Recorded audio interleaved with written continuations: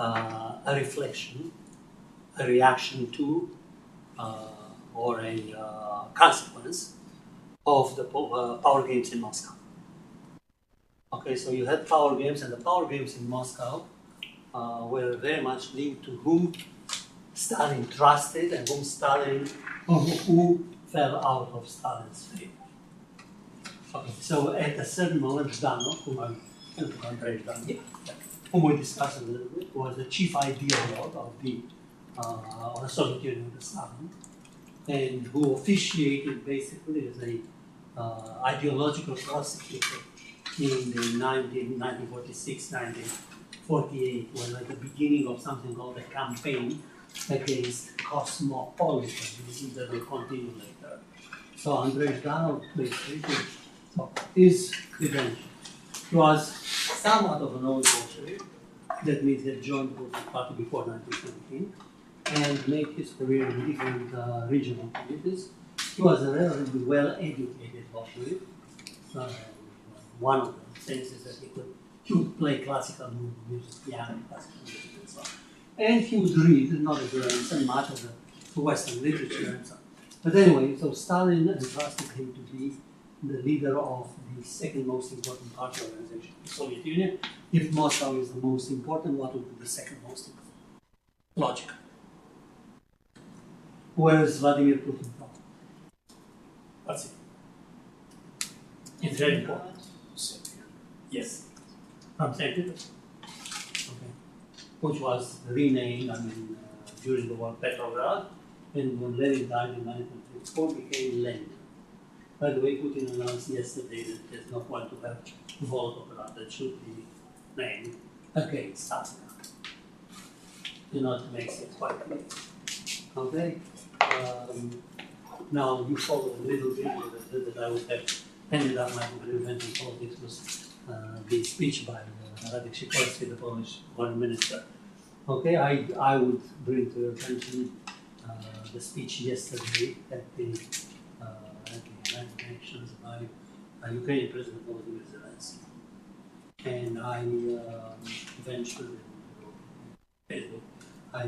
the idea, and some people who I trust and I admire agreed it's the most Havelesque.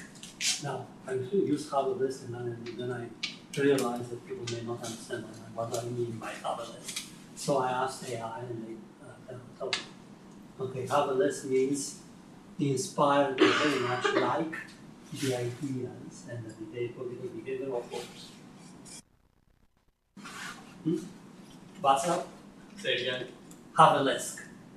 H-A-V-E-L-E-S. At the end of this course, you will know what Havelesque means. Of Václav Havel. Can you go to Havelesque? I used it before, and then I checked if that's at all. Yeah. Not Havel? No, go AI. No, begin. Here, you have it. The term Havelesque is an adjective used to describe horses situated that are reminiscent of the writing style, themes, and so on of Václav Havel. Who was Václav Havel? The book that we are discussing this course is called Reinventing Politics, Eastern Europe from Stalin to Havel. Havelesque means very much putting at the center of political thinking a certain value. And I have been thinking about what is the value. We know what value of Stalin is. What would be the value of Václav Havel? Okay, who at this moment would tell me what was Václav Havel? This is profession. Right. No, go ahead. So, all right. But what else did you do like?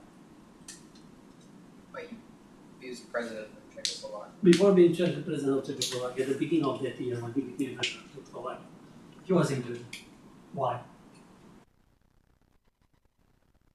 Because he was, the council is going to discuss it here, because he was a person who disagrees with the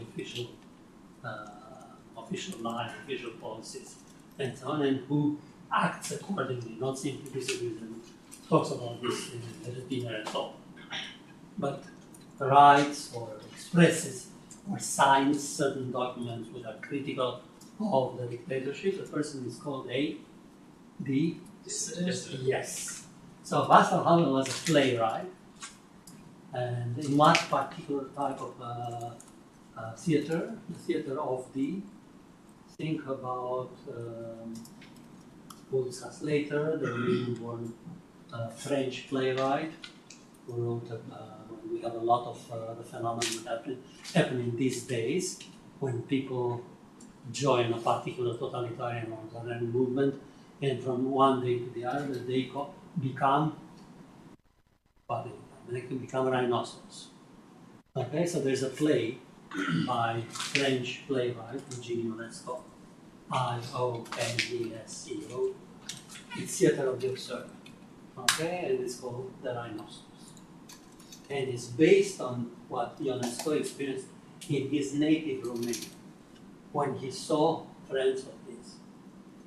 Okay, he was half Romanian Christian on the father's side and French Jewish on the mother's side, and he saw friends of his basically until then very nice, very democratically minded and stuff. One day wearing the green shirt. The green shirt was the Iron God. Yes. Why is it called rhinoceros? Why is it called rhinoceros? I just said because his friends were getting the green shirt. The fascist shirt in Romania, in Germany was brown. Okay, the green shirts is the name of it. Basically, when you refer to the fascist movement in Romania. Okay, so the rhinoceros that's in his imagination was a green. Can you put rhinoceros posters? Rhinoceroses are green. Greenish. That's the way in his diaries and stuff he explained. Many people were very upset because the rhinoceros are very nice animal. Okay. But they're not but if gray. They're not green. That's just not the color of a rhinoceros. Okay, whatever. excuse me, I didn't make the play. It's really. you make what you want, but you ask for permission. Oh. But when you intervene during the class, and it's not just a secret intervention. Oh, sorry, I didn't mean any disrespect. I just was like. No, I didn't mean to say disrespect either. But I think I know a lot about engineering, so I would think that my students should take note of what I'm saying until they engage in chromatic dialectics. Okay, so that's the way he perceives the transformation of human beings into non-thinking animal type, herd-like behavior. That's what he wanted to transmit. Okay. Okay, and a play is a class. If you go to Harvard, it's still playing at the repertory theater. It was played everywhere, the classic, okay, of French literature. But later on, the play was including in Martinez on the post-war avant-garde and so on. All those scholars have rejected this play, was interpreted narrow. So it asks the inhabitants of a small provincial town that are ultimately the only human, and that's the last line, which became very famous, which is, I will not capitulate. I will not give up. It is basically the idea, like in Camus, the last man. You read La Peste, no? What does it say? Béranger, the very last line. I didn't get through it. It was in French, so I did my best. Okay. It's basically, he doesn't give up. Okay. So he refuses. He realizes that the plague would come again, but he will fight. Okay, so that's great. Okay, so I'm. Yes. Yes, the last line of the play, film, etc. I will not capitulate. So Ionesco was born in Romania. He wrote one book in Romania. Okay, and the book was called No. Okay, so he was very much a left-winger, and he became more of a conservative. He ended up as a member of the quite conservative French Académie Française, French Academy, and so on. So he published a number of very, very important plays and writings in the theater of the absurd. One of them is the Chairs, and Chairs in French, Le Roi se meurt, the king is dying, and so the theater of the absurd. You heard about the theater of the absurd, you hear about it. He basically established, and it was one of the first to use this, and it's one of my favorite. So there was, it's called, in English translation, in French it's La Cantatrice Chauve, so which means the waltz It's translated as a ball soprano, BLD. Okay, but I'm not sure. And it's absolutely absurd conversation. So he took Eckersley or whatever, which is English, the psychology or English without a teacher. So he took from this without a teacher and so on, the dialogue, which anybody who's done some research on that knows that this handbooks of learning a language without a teacher are the most absurd. Okay. The Duval family took the they were answer. Comment ça va, Madame Duval? Ça va très bien. So basically, it's based on drills. Okay, drills are absurd. Okay, you don't try to find the meaning of a drill. You just accept it. Okay, so it's like trying to find out. I remember because I spent 1 month of my life in the army, and I had a for the officer in Romania, and then I got an excuse. But there, I had one guy there who made a huge career as a pianist and so on, and he was all the time asking, "This is absurd." When they were saying, "You make left like that, you make right like that." I said, "Why?" I said, "Because they ordered." Okay, so this is how it works. Okay, the questions at this point. Anyway. Okay, so you can book the ball soprano.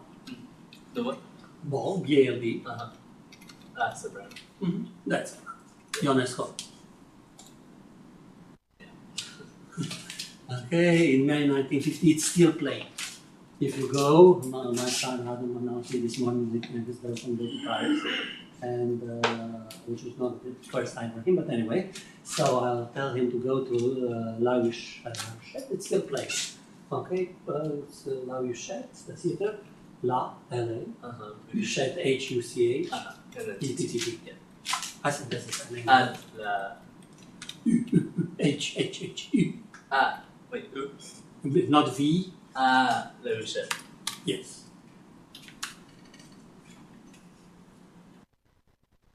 And it's still there, yes. It's still there and it's playing, yeah. They have a theater there. Okay? So, it's in, as you enter, anybody here went to Paris? Okay, as you enter the Latin Quarter by Pont Saint Michel, it's immediately there.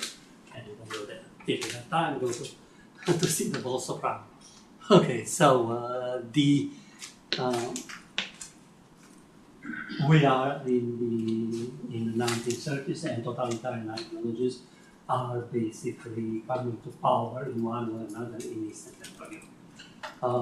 The Iron Guard, which was the totalitarian movement, the right-wing totalitarian movement, was led by a man with a strong influence, a strong charismatic power, as described by many. You can put his face, Codreanu, C-O-D-R-E-A-N-U, Cornelius Codreanu, yes. Okay, that's him, and put him in the uniform. Looks.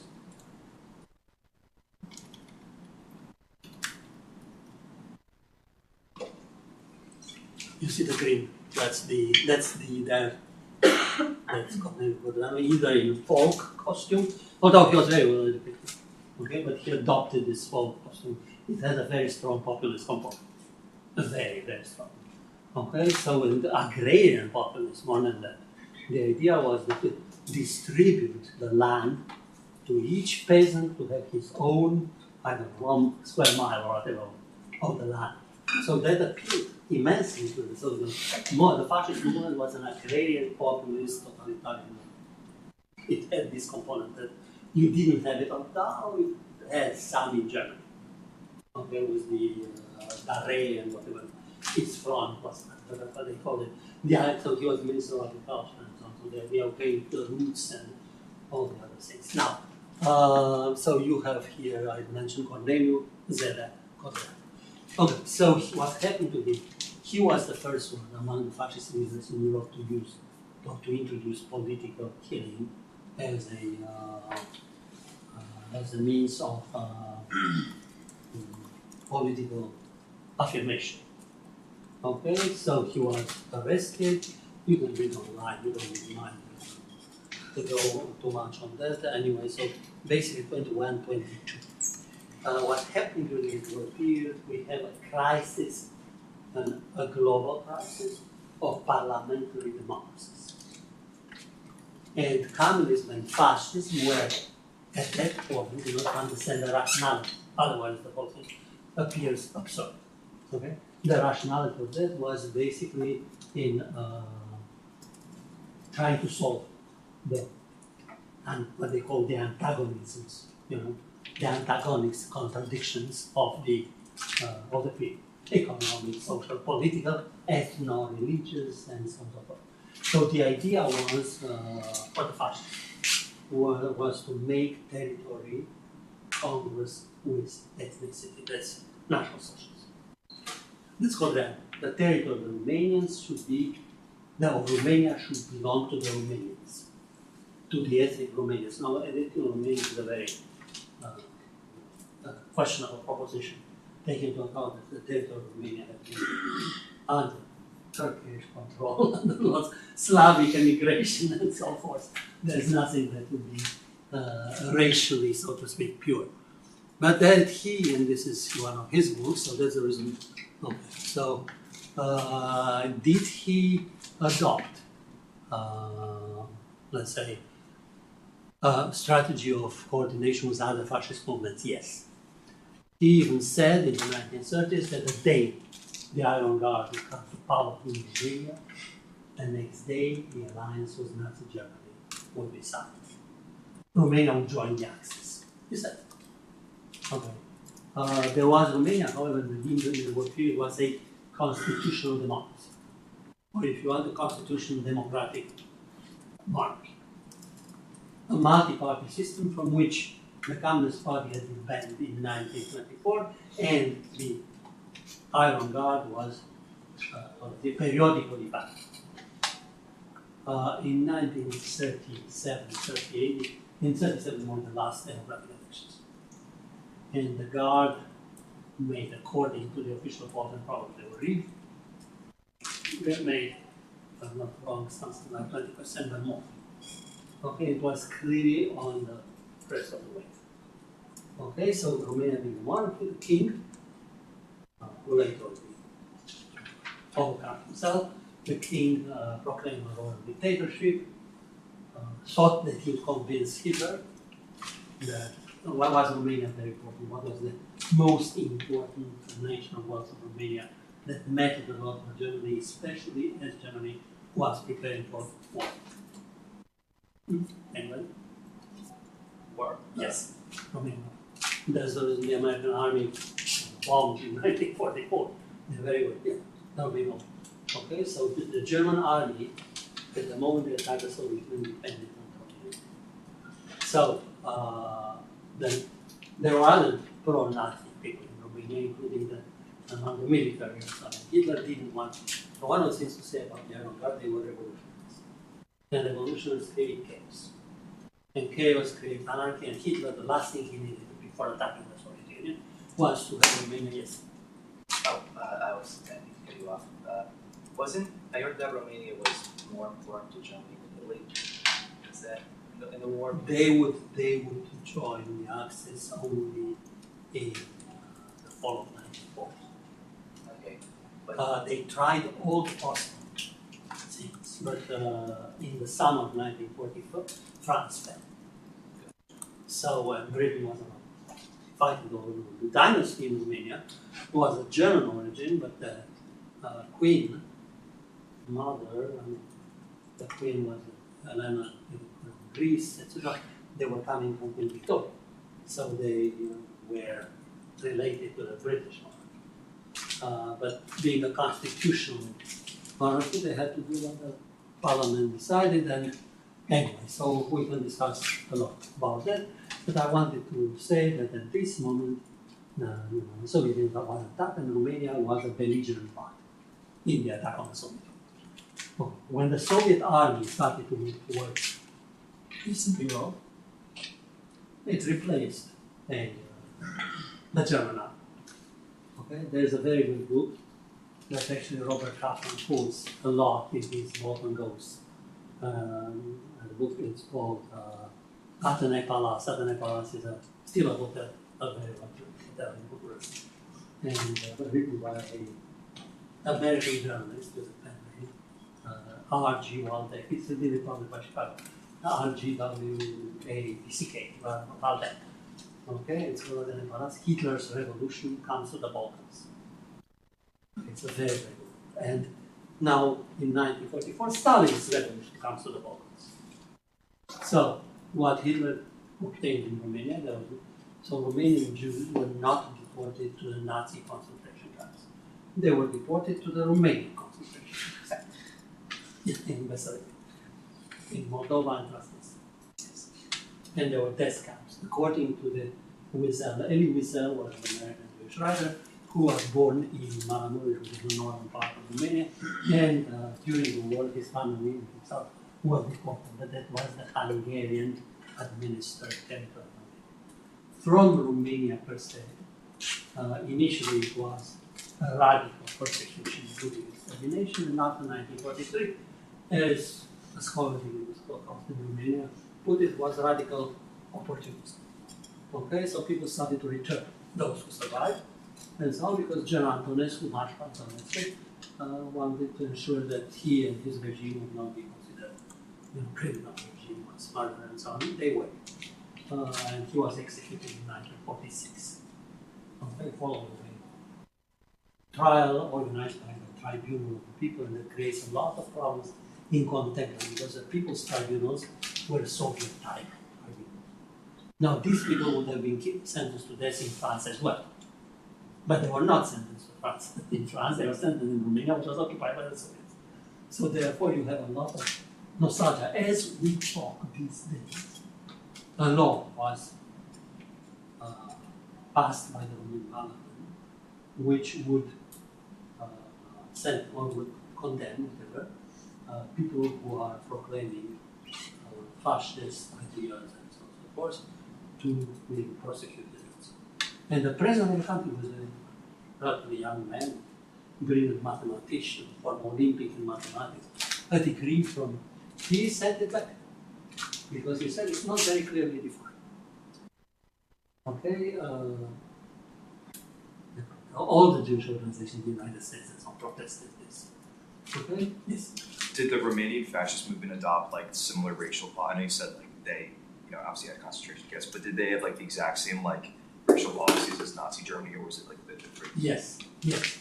The first laws were introduced. So basically, initially in 1940, so the king tried to flirt with Hitler and so on. It didn't work. King Karl II. There were many things. The king had been involved in the persecution of the Guard in 1938, when Codran was, without any doubt, the irreplaceable leader of the Guard. He was for the Guard what Hitler meant for Nazis. Okay, and he was killed in the famous attempt to escape from detention or something like that. And they were stuck. Okay, so they became the martyrs of the war. The moment they had reverberations contemporary, not only in Romania, but also in the States, and I'll tell you if you want more about that. Yes, so became a martyr. He and the other who had executed, like in Dostoevsky, I mentioned before, like in the Demons by Dostoevsky, they had executed a member of the top leadership of the Guard as a traitor. Okay, so he was executed, his cult continued, I can show you, every year they have ceremonies with memorial, you can do memorial for Codreanu. For Codreanu. Yeah, one memorial service for Codreanu, 2024. Yeah, you'll see. Images, yeah. This is last year. So it's not up in 1970. That's last year. And their representation in the parliament. And according to the surveys, which I don't trust, according to surveys, if elections were to take place tomorrow, the party which worships Codreanu, they say he lives in a different era. We don't think that his methods apply to contemporary. But he was a hero. Needless to say, the leader of that party ran in the elections. I mean, it's a long story, but you are familiar with it because that's one of the troops of the far right here. Okay, so, yeah. Okay. Is that a priest in protest or memorial or whatever it is? Yes. SCF. Yes. So like, I'm just interested in the connection because I It think is, you yes, mentioned it it. is, it was the only fascist movement that incorporated religious themes and religious paraphernalia and reverence. Yes. And And the church, basically, there were many priests who joined it. If you want to think of them, think that they were radicals of the far right. And if you want to compare to something single phenomenon, the liberation of priests.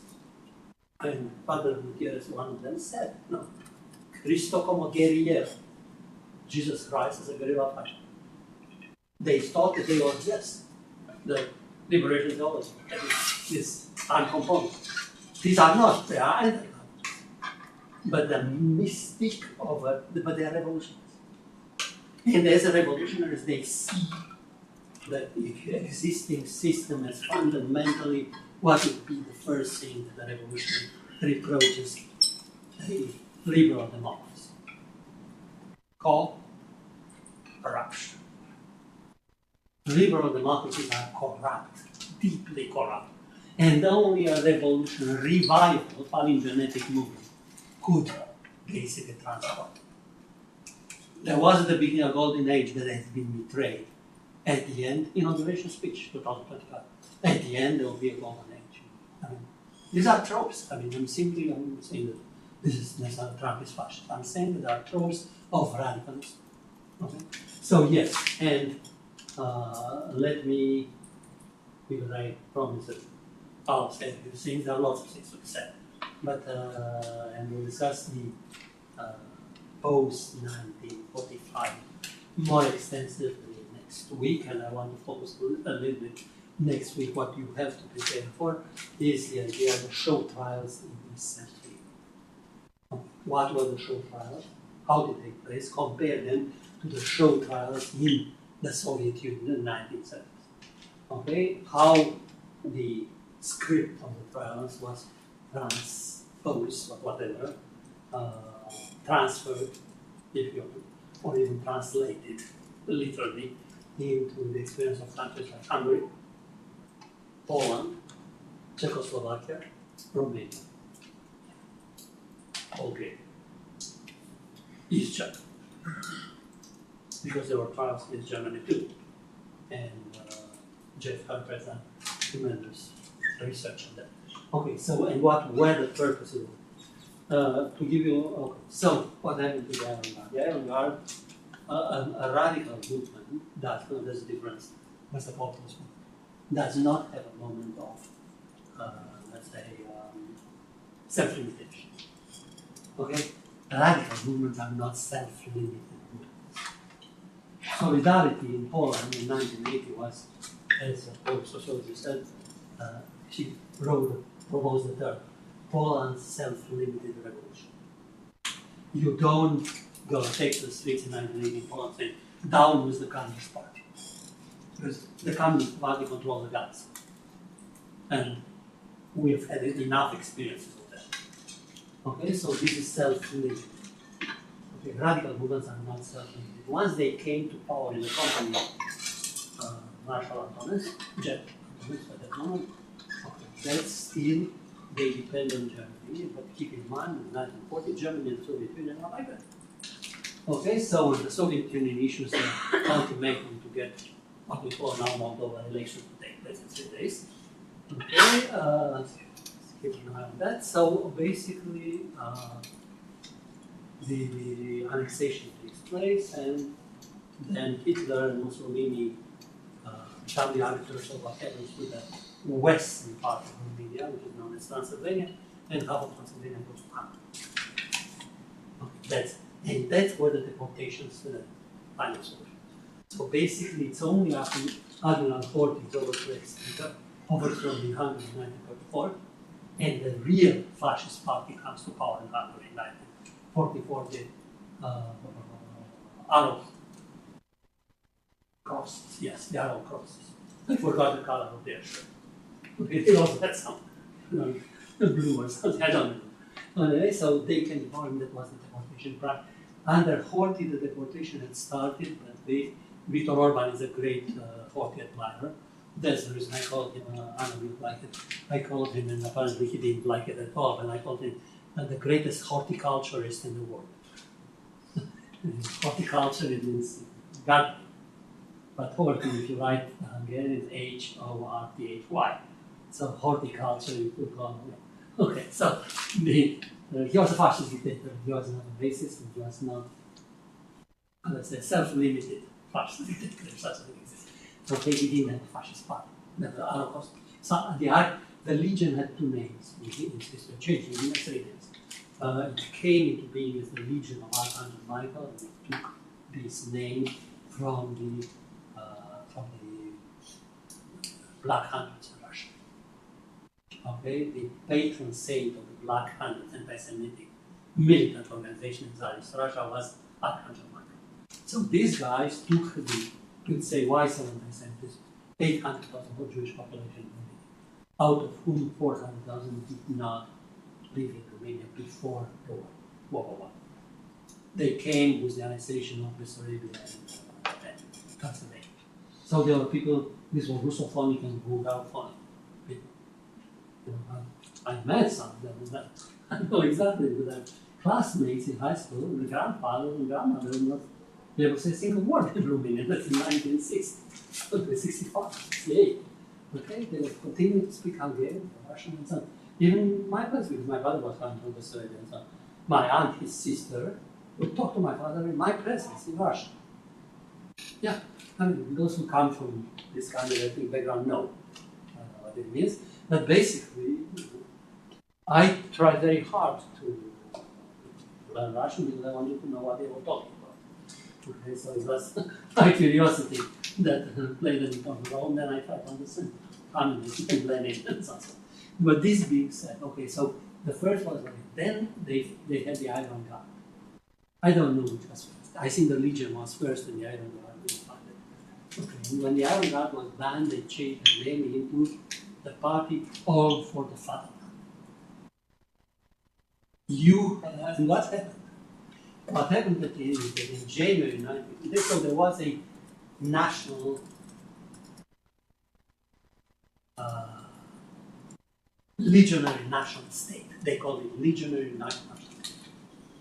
And they had the sons and martyrs, they reburied, people, burials and reburials. They reburied Codreanu and other martyrs.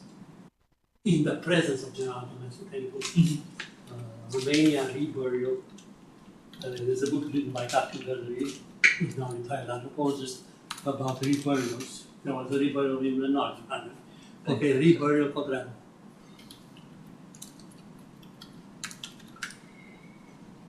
Images. That's Codreanu himself, and this is the reburial. Look. No.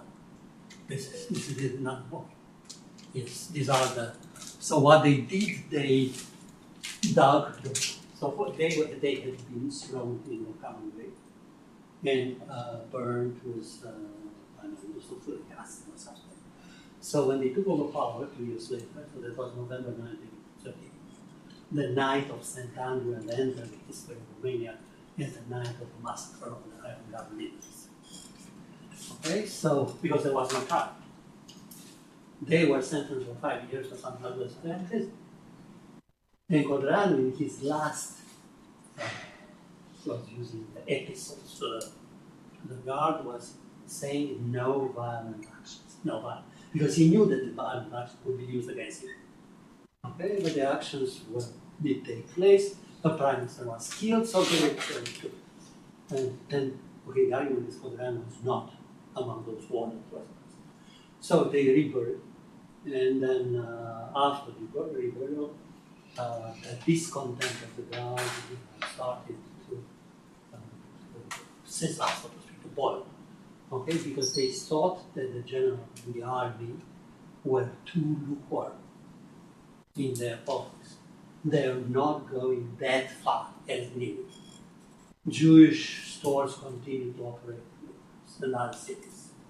And so they wanted basically the racial laws, okay, which Ionesco, who was a fascist but more in the German military tradition, needless to say, had been educated in Saint-Cyr in France.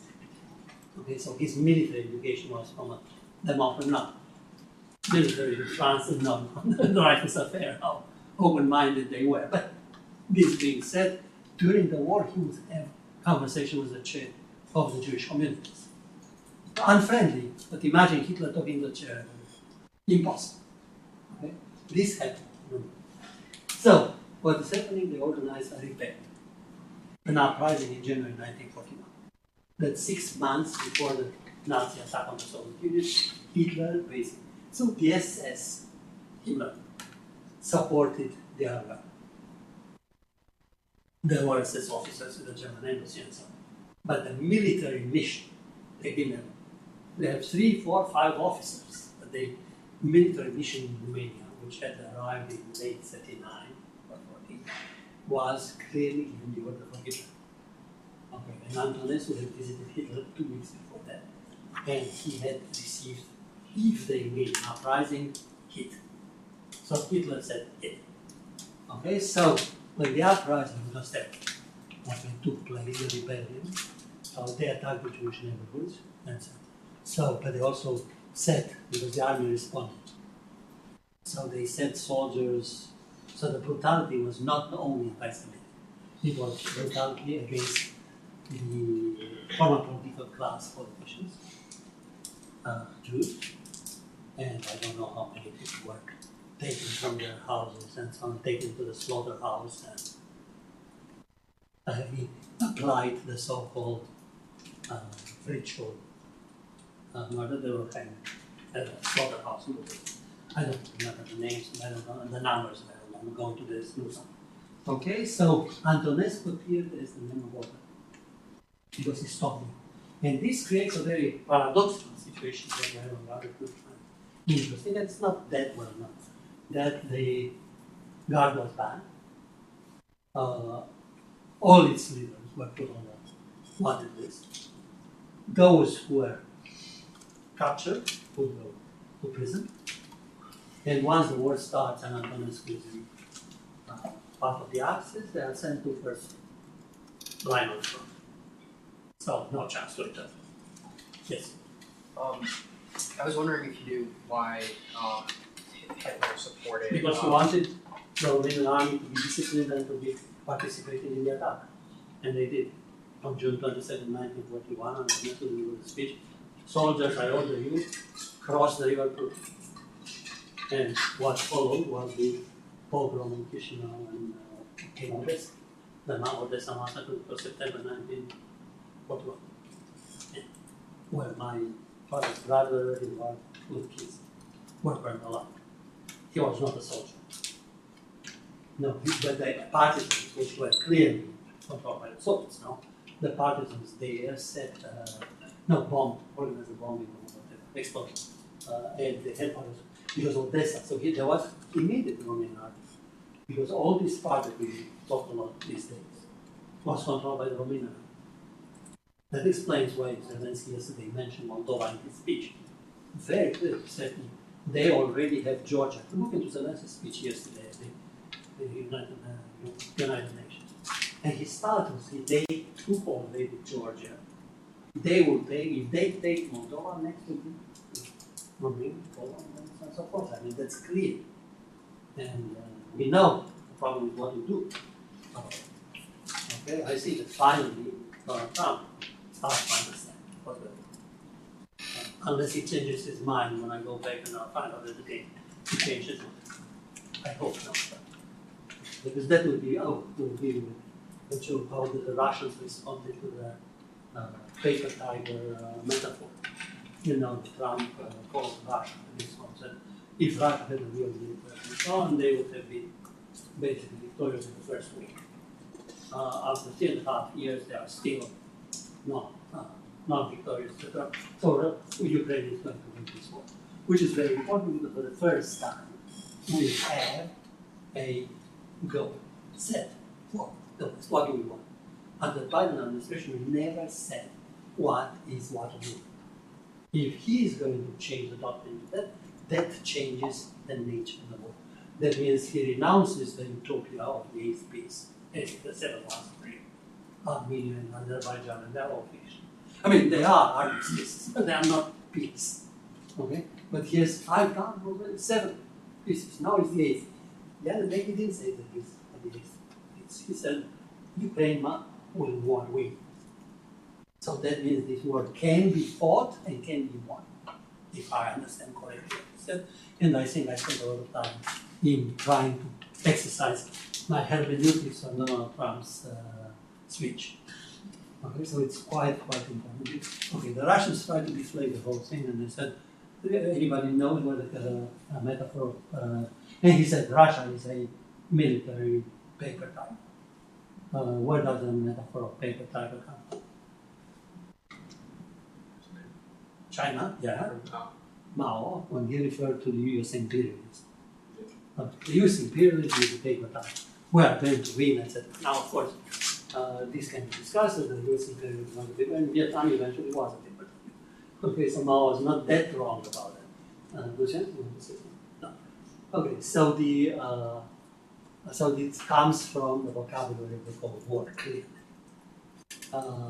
So Peskov, who is the spokesman for Putin, and this is one of the most really obnoxious characters one could get. Okay, and it's so cynical. Okay, Peskov said this is a misnomer. After all, Russia, because we talked about rhinoceros. Okay, so and the animal analogy. Okay, so metaphor. The Russia is known as a bear, not as a tiger. The only thing, and there are no known paper bears. Okay, that's Peskov, that Putin spokesman yesterday. Because I know Russia. Okay, anybody here speaks a little Russian?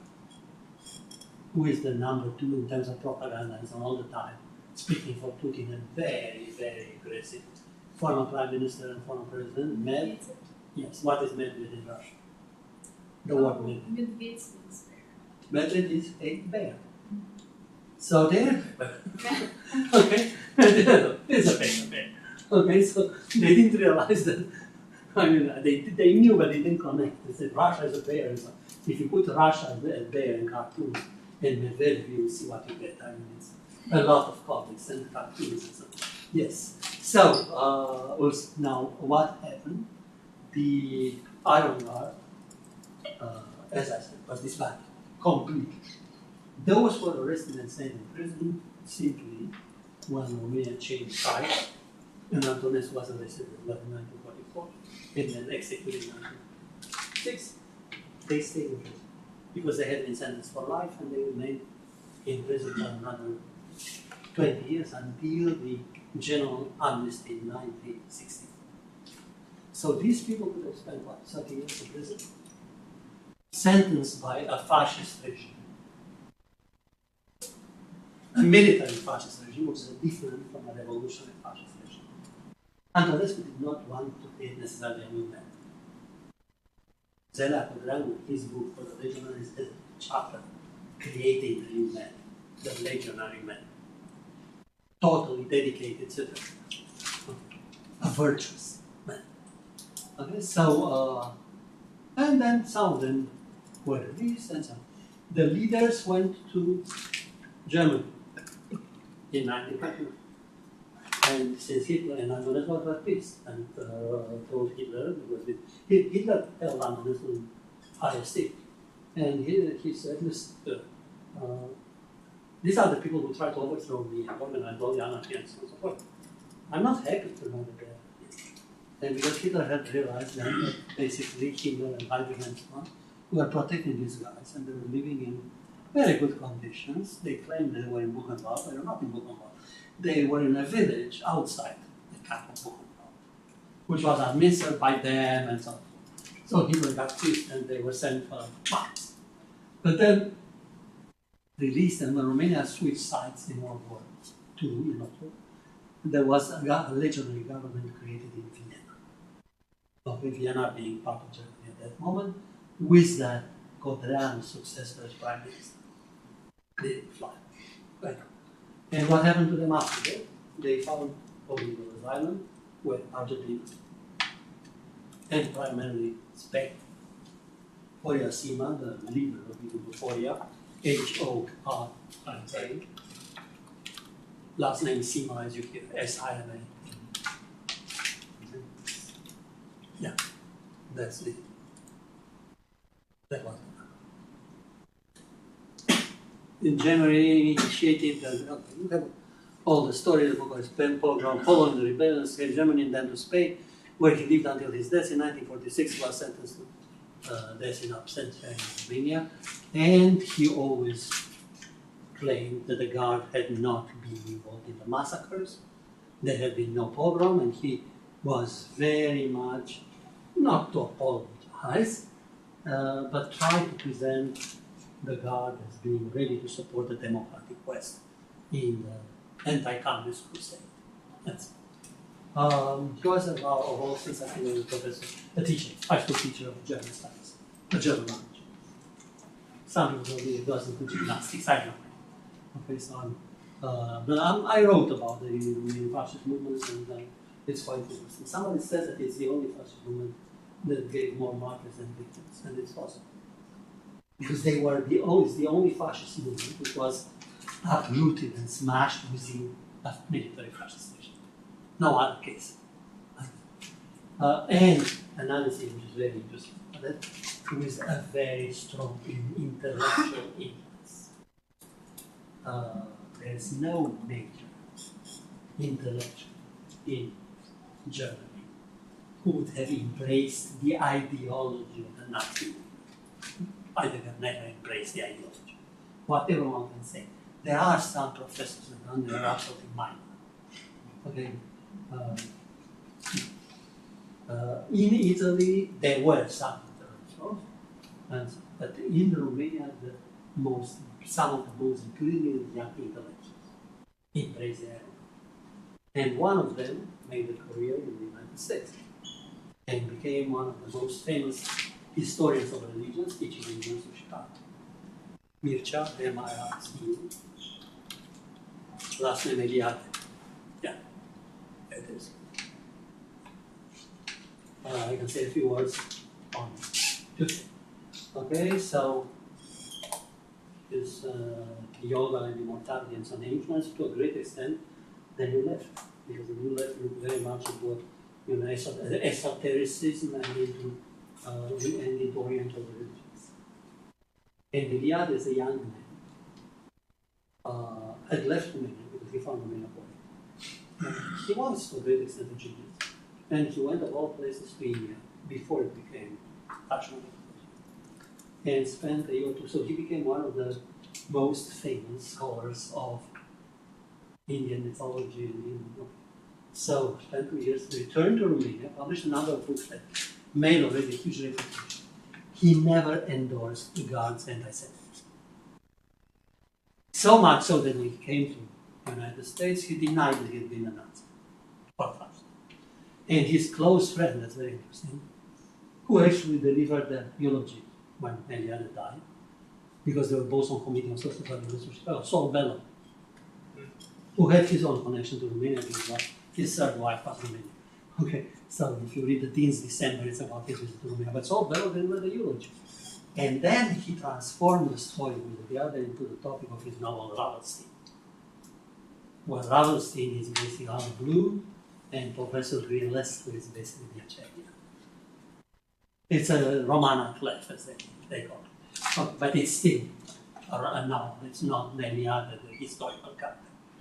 Yeah, he died, and death is still, he died with that. But his most successful disciple was a man who left Romania in the late 70s to Italy, and the States. He became a professor in Chicago in 1991. His name was Juan Petro Culiani. put the death of Professor Kulian, and who was murdered, shot dead in the bathroom within the school restroom in the society. It was speaking of ritual, of mysticism and so on. Yeah. There are lots of books and so on. The most recent one came out last year. Not very good. Okay. So nobody can solve it. There's a mystery that will not be solved. It has ritual components and so on. Was he active in the... yes, apparently he had seen things that he didn't know about earlier. It could have been a crime committed by the very old Gardists or whatever. It could have been the communist regime because he was extremely critical of the neo-communist regime. He was a monarchist, he admired King Michael, he was a Democrat, and an anti-fascist. Okay, were friends. Okay, so at the moment of his death, we were planning to write about the political units together. I ended up writing it myself. Okay, so but this is linked to the interwar Romania, and it's linked to and to your question. I don't know if it's translated. One of his last articles was about religious fundamentalism post-communist Romania. Keep in mind, he died in 1950, so he was in 1991, he was 41? Yep. Yeah. Okay, so, and I'm close friends with both his sister and his brother, and all kind of rumors and so on, because he apparently, at least the Gardists people say that he was planning to convert to Judaism. Second would-be wife, Hillary is Jewish. I mean, I don't know the details and so on. But he wrote some very strong things, anti-Aragon, and it was called, one of them was Orthodox KKK. KKK Ku Klux Klan. I mean, they used the term Ku Klux Klan Orthodox. He didn't say Orthodoxist. So he attacked the church. And very tough. But this is described, you can put it on the features. There's a book by a man called Bruce Lincoln. Whatever, Lincoln. Yeah, Linton? Lincoln. Yeah. Kulian. Yeah. You found it? Like, Secrets, Lies, Yes. and Consequences. Came out last week. Okay, so I couldn't put it in my reinventing politics because the book came out. I actually sent him a copy to Kulian when the book came out. Okay, so if he was in Chicago, we used to talk at least once a week, hours. Okay? So yeah, his area of expertise was Giordano Bruno, because I mentioned Giordano Bruno in this class. Okay, because Giordano Bruno was, in addition to being an astronomer, he was a mystical philosopher. And Kulian, I think Kulian corresponded also with Buber.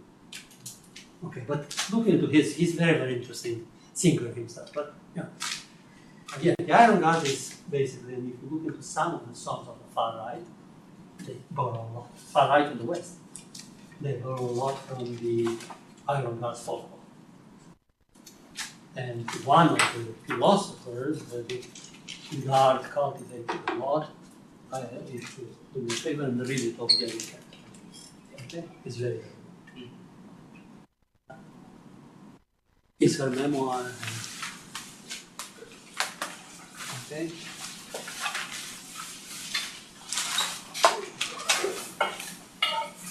Enjoy the weekend.